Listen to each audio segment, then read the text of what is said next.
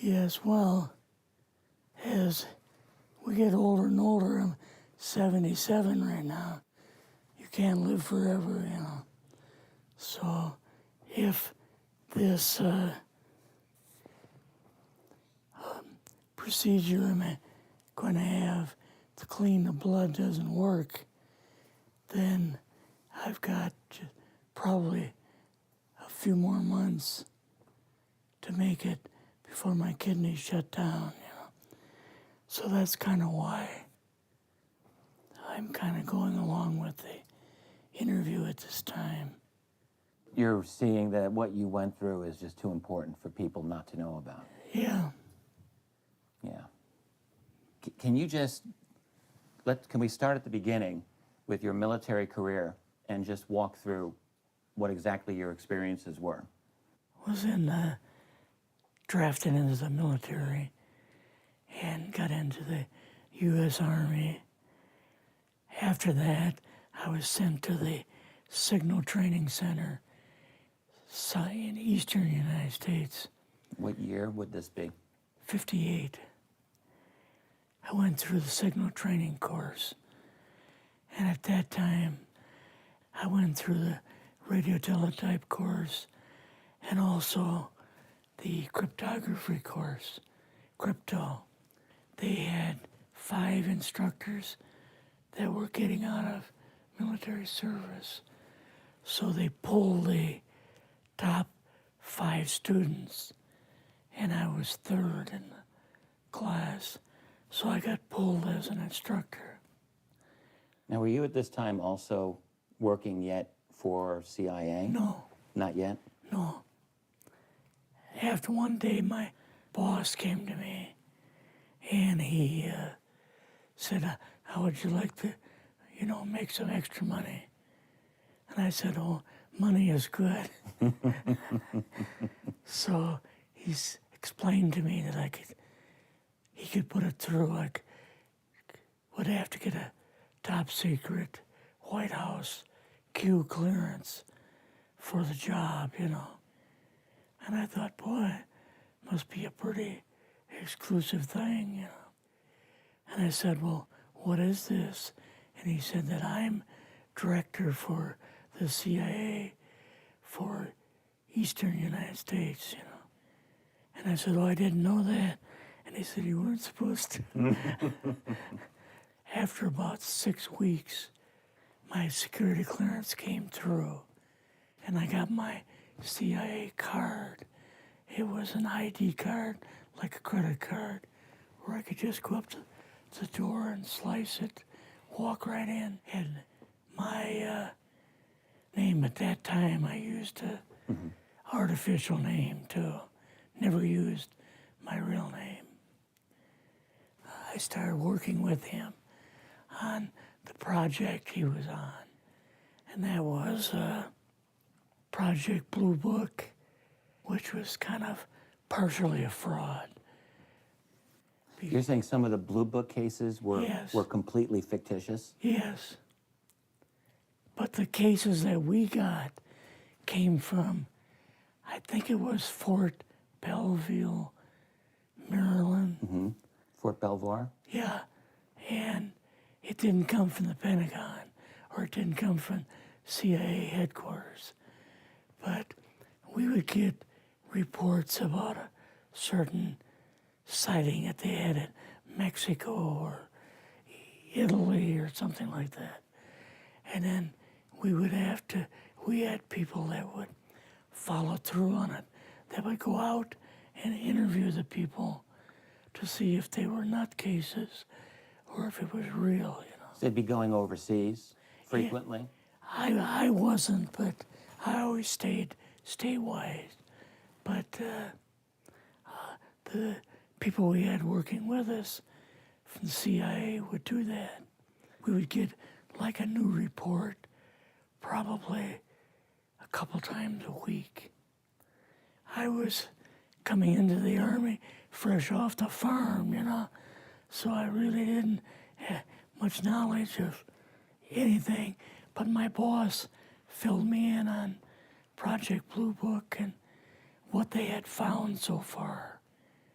as far as grays and aliens and the Roswell incident. How did you feel when this first got dumped on you?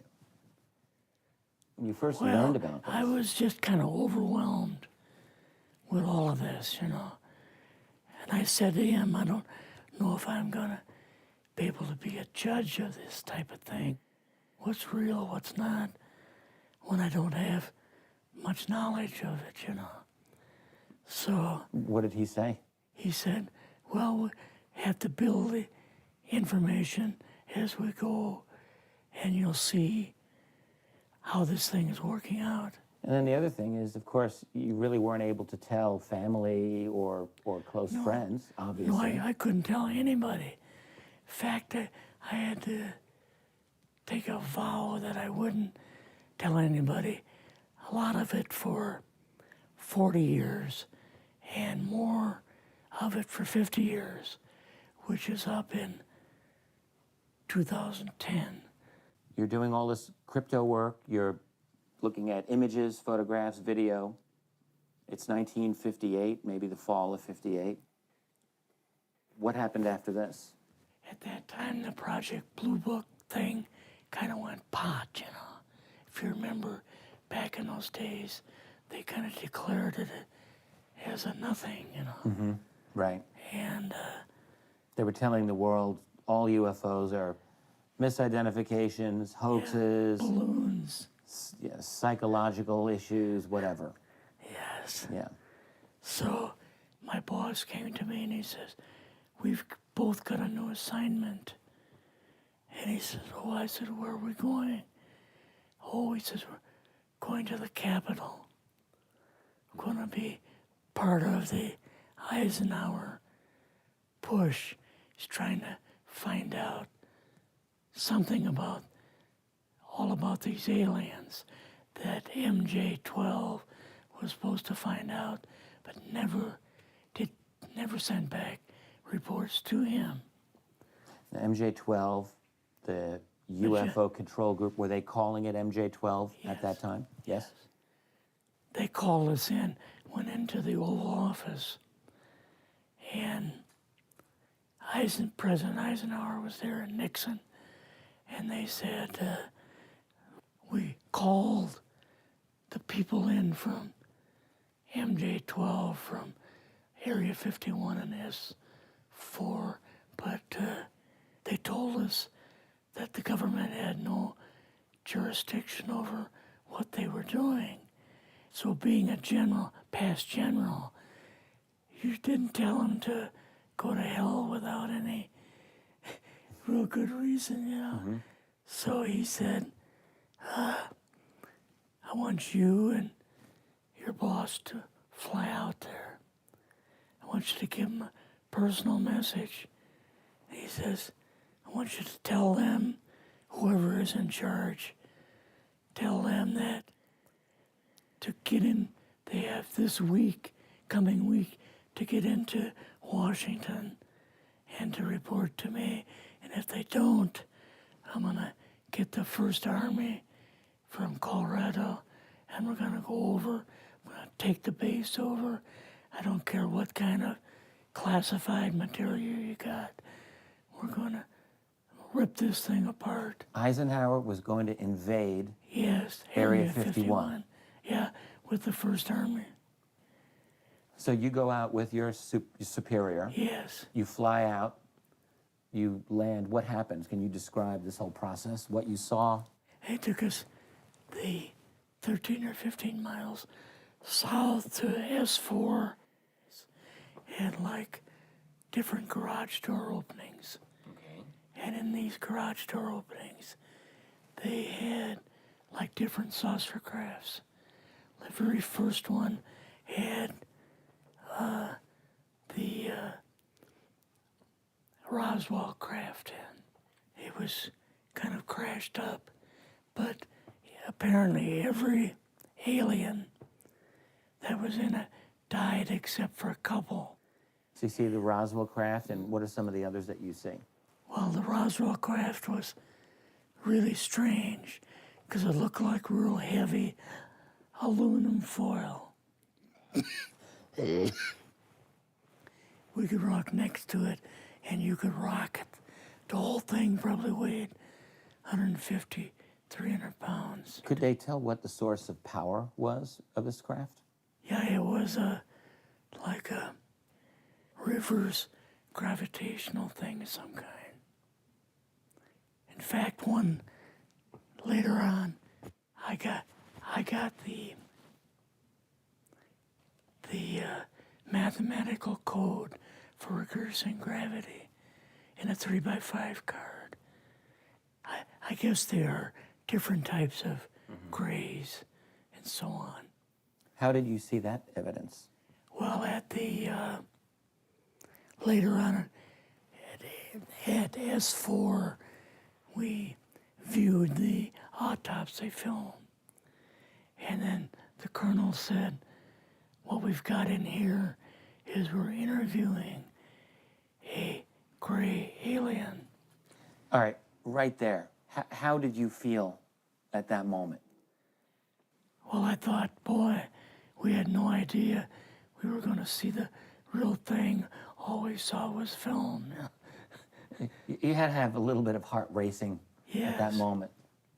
My boss was able to go in and had a partial interview with him. So what did this gray alien look like? Could you describe him a little bit? This one looked a little bit oriental. So I'm just wondering if it looked almost human, what about this didn't look human? No, it didn't look human as far as the skin tone and basically the shape of it and the size. How was its head size compared with a normal human, for example? Brain was kind of a little bit bigger. And some of the nose was very, very small. And the ears were just like holes. Mouth was very small. Now, why were they bringing you out here at all, anyway, to see an alien? What was the point? To go back and tell the president they actually had one. So he did not know at this point No, if there was an alien at S4. no. What did you do then at Area? Were you done, or did you have other things to do at Yeah, S4? so basically we were kind of done, went back to Area 51. They took us into the main building, and there we saw a U-2, which of course we didn't know existed. And a model of the SR-71. Yeah, the Blackbird. So, but like I mentioned earlier, it was not a model of the current Blackbird, It was an earlier Blackbird, version. but an early version. Did you go directly to Washington after this? Yes. Or did you go somewhere else? How did they get, did you fly regular airline or? We flew back to the commuter plane back to the air base, and then took President Eisenhower's Lockheed Electra back to Washington. You and your supervisor, Yeah. superior officer, and now you're meeting with the president? Yes. Can you describe this? Well, we met with him in, the second story of the old OSS warehouse building. And Eisenhower and Nixon were there, and also Hoover was there. So he asked us what was going on, and we told him about the alien, the whole situation, and the black projects and so on. And he was just totally shocked. He appeared for the first time to be worried. You know, like he was worried.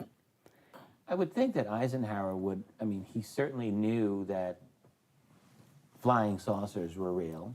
Yes. He knew that there were aliens. So I guess I'm just wondering, what would he have been, really surprised about? Surprised about the black programs. Eisenhower said, got to keep this thing completely secret. You know, can't talk about this.